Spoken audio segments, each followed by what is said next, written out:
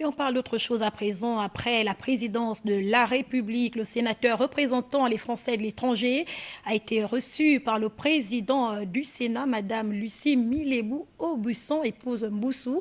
Alors les deux personnalités ont fait un tour d'horizon de l'actualité.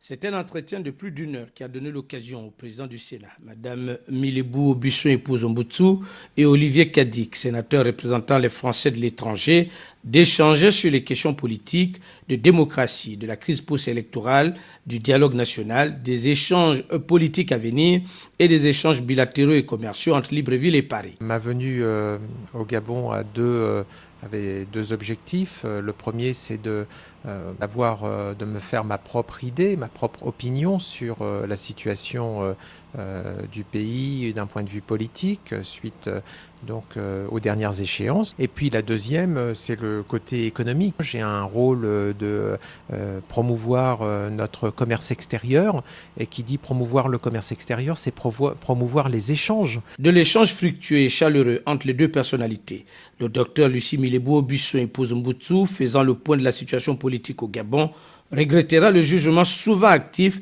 fait sur la scène internationale sur le Gabon.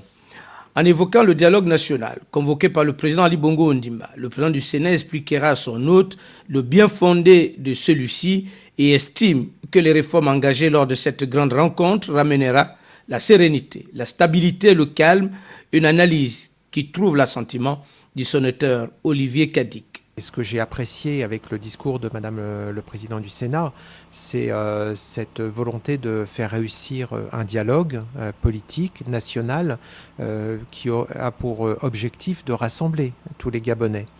Et donc, évidemment, il y a une évolution nécessaire. Le monde a changé. Les institutions doivent aussi accompagner ce changement. En conclusion, le président du Sénat, Lucie Milébou-Aubusson, épouse Mboutsou, dira à son hôte que le Gabon a besoin d'un environnement stable, serein et apaisé pour que son avenir se dessine avec sérénité et confiance. L'échange de cadeaux et la signature du livre d'or du Sénat a mis fin à cet entretien.